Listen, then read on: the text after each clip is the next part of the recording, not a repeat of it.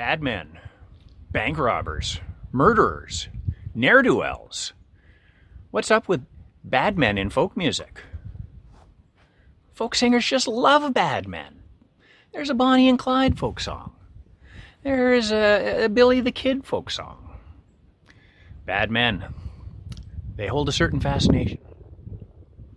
Bad food also does. It's a National Greasy Food Day. So it's terrible for your arteries, but sometimes it's good for your soul. So don't let that stop you. On this day in 1957, Albert Anastasia, gangster, murderer, sat down in his barber chair in New York City, and somebody walked in, probably Crazy Joe Gallo, and shot him dead. Bad men come to bad ends sometimes. Usually, in fact. Today we're going to talk about Jesse James. He really was a bad man. And Stagger Lee. He was a bad man. Let's talk about bad men. Folk music, right?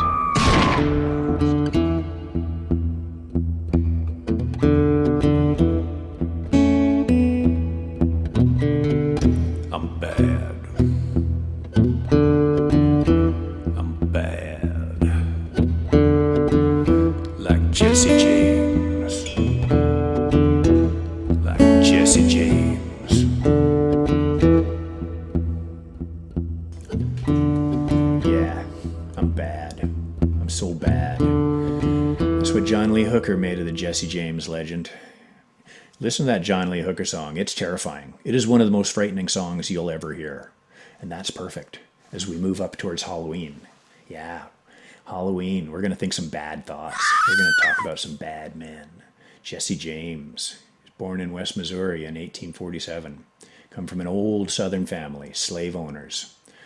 The Civil War starts in the 1860s, and Jesse's a teenager. Things are getting pretty ugly down there pretty fast. There's a lot of conflict. There's a lot of fighting. So Jesse and his older brother Frank, they join the local guerrilla group, the local militia. So down there, the Confederate militia, they're called bushwhackers. There's actually another team of militia on the other side. There's the Union militia. They're called jayhawkers. So you can imagine, this is great branding. They probably got t-shirts and caps and, secret handshake or something. Anyway, this is not all fun and games. These guys are running around, they're looting, they're pillaging, they're murdering, they're raping, they'll burn your fucking house down. This is ugly warfare. This is guerrilla warfare. So Jesse and Frank, they're in their guerrilla group. They're running around the woods, killing people and so on. And they eventually, they hook up with more established guerrilla groups. They're moving up in the world there during the Civil War. They end up with this guy in this group called Quantrill's Raiders, and Quantrill was a famous guerrilla guy, captain in the Confederate Army.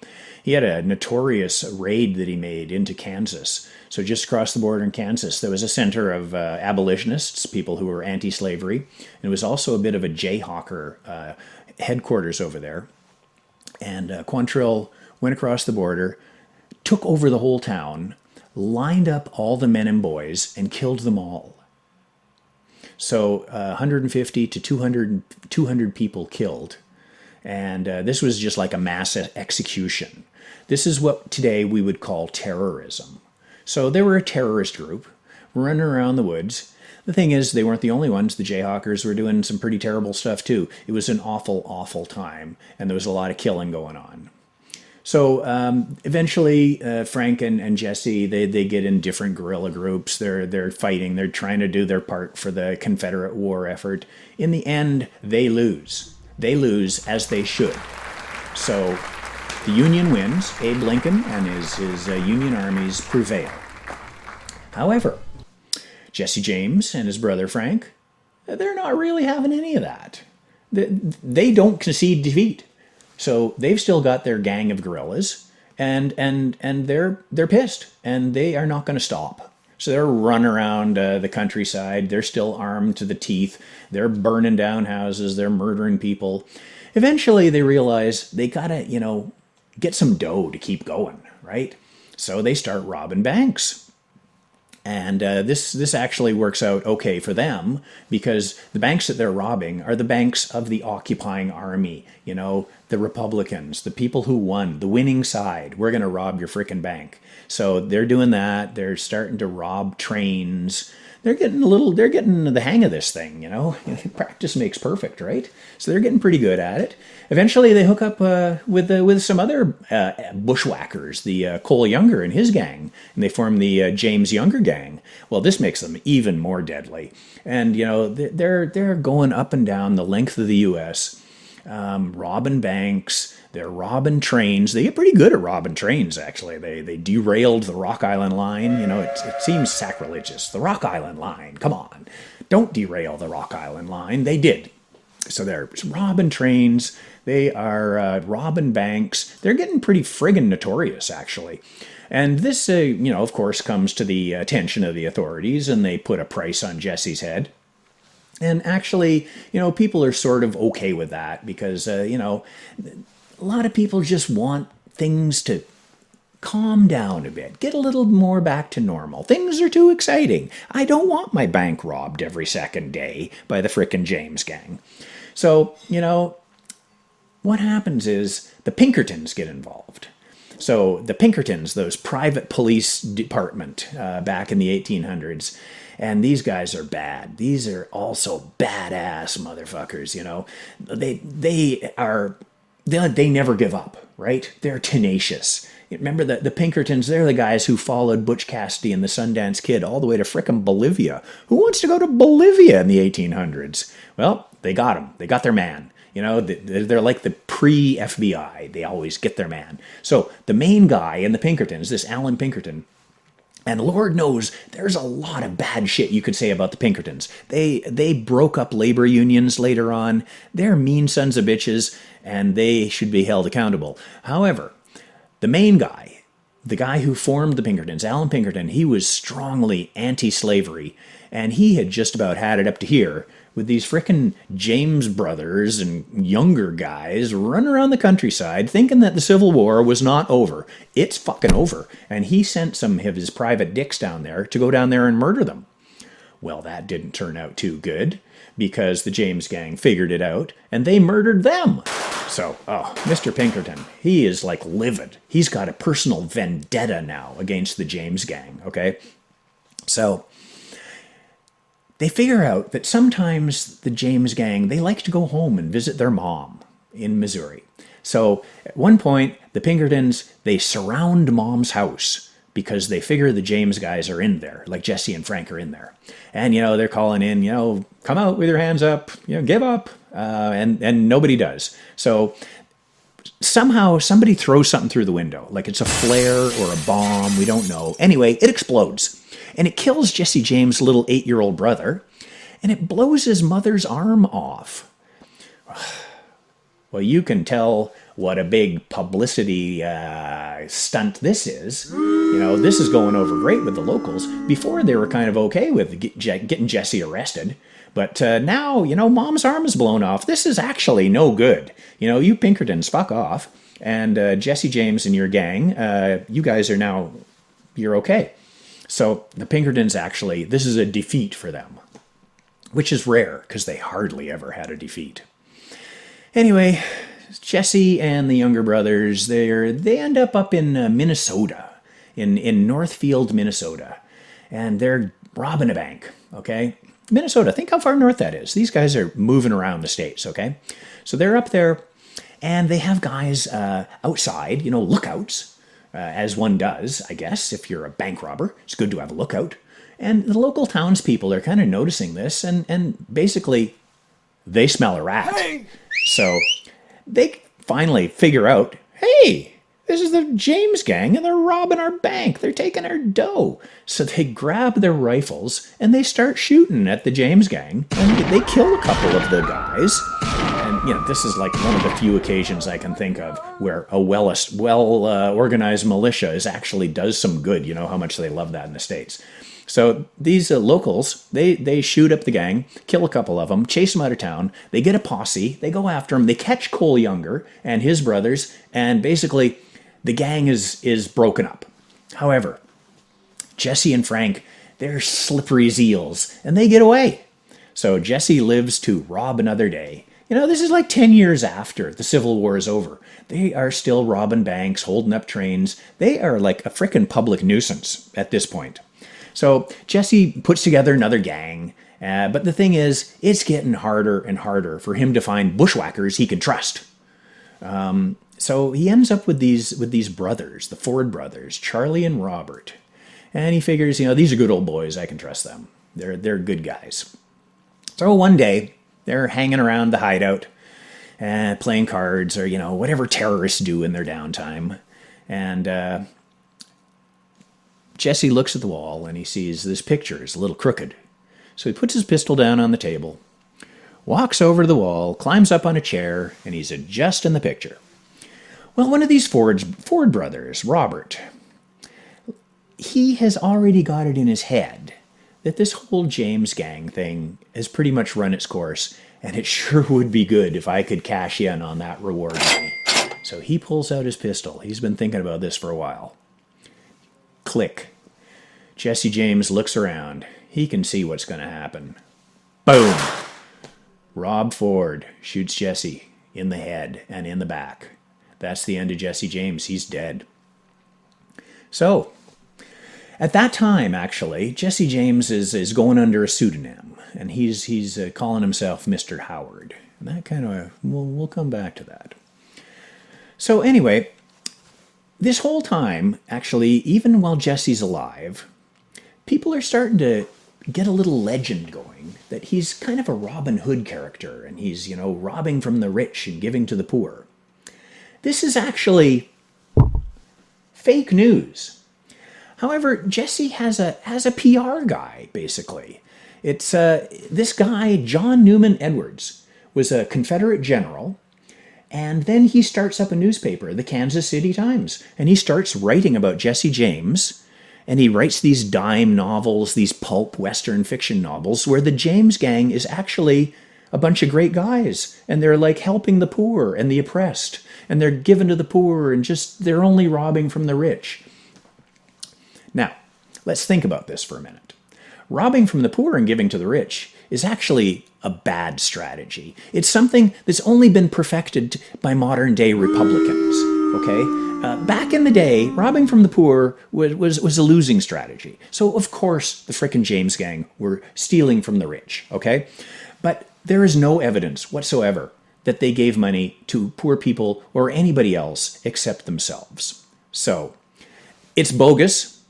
Nevertheless, these stories are out there, and they're becoming kind of a romantic legend. All right, so now Jesse's dead, all right? Within days, people are starting to make up songs. Apparently, there's an old blind lady who hangs out in front of the courthouse in the Capitol there, and she's made up this long poem about Jesse James and how he's a great guy and how he got tricked and shot treacherously, and she sings this song day and night, and people put little coins in her tin cup. Well, it doesn't take long for somebody else to actually write this down. And the song is, takes shape, and it has, a bunch of the actual things, historical things that happened, but also a bit of these legendary things too, like the Robin Hood kind of thing. But this song, it's got legs. This song travels out to the west and into the south, and people are passing it along, and a lot of people know this song. A lot of people know this song about the Jesse James the Outlaw. So when you think about it, there you go. You got Jesse James, the Robin Hood character, and then he's treacherously killed, shot in the back by that little coward, Robert Ford. It's the perfect folk song, right? So people are just eating this up. And it becomes a pretty popular song, kind of passed from one person to the next, not really even, this is before radio or even recording, right? But the song's out there, even in the 30s, Woody Guthrie knows this song. But by this time, the song actually doesn't even have that much to do with the real Jesse James. It's more of a legendary Jesse James, the steal from the rich and give to the poor guy, and the little guy is fighting back against the fat cats. That's what the song has turned into, basically. It has almost nothing to do with the real facts, but it does have, some of the facts. So then, later on, somebody records it in 1918, I think, and then after that, remember our old buddy Bascom Lamar? He records it for one of those field recordings. And that's one of the earlier recordings. That's what I'm going to do. But it's a pretty good old song. But I mean, think about it. Even later on, remember Alan Lomax, and ethnomusicologist.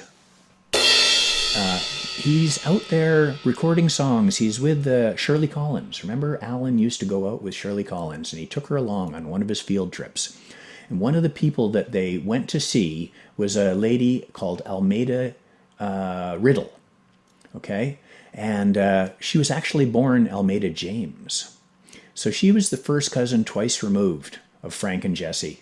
And she was a great folk singer in that era. So she did say, I'm sure you've read, Frank and Jesse James. I know you know about them. My father's grandfather and their father were brothers. So he says, I was never ashamed of the James boys, but neither was I proud of it. It's just a thing. Jesse James is, my family. So Almeida Riddle. And she recorded a bunch of songs with Alan Lomax, and Shirley Collins just loved her. She thought she was just an amazing singer, a quiet intensity and just clarity of style. And there you go, Almeida Riddle.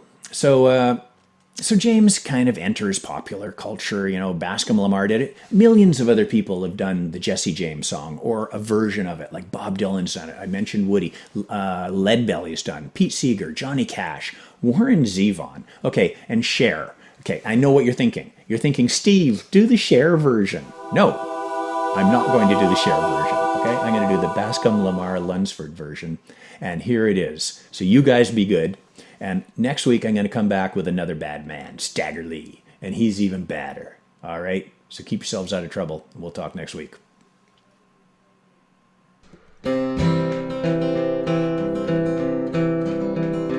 Oh, the people in the West, when they heard of Jesse's death, they wonder how he came to die. It was Ford's pistol ball brought him tumbling from the wall, laid poor Jesse down to die. Poor Jesse, goodbye Jesse, farewell Jesse James. Robert Ford caught his eye and he shot him on the slide, and he laid poor Jesse down to die. Oh, Jesse leaves a wife, she's a mourner all her life. The children, they all were brave, but that dirty little coward, he shot Mr. Howard, and he laid poor Jesse in his grave. Poor old Jesse, goodbye Jesse, farewell Jesse James. Robert Ford caught his eye and he shot him on the slide, and he laid poor Jesse down to die. Old Jesse was a man and a friend of the poor. Little did he suffer man's pain. With his brother Frank, he robbed the Chicago bank, and he stopped the Glendale train. Poor old Jesse, goodbye Jesse, farewell Jesse James. Robert Ford caught his eye and he shot him on the slide, and he laid poor Jesse in his grave, and he laid poor Jesse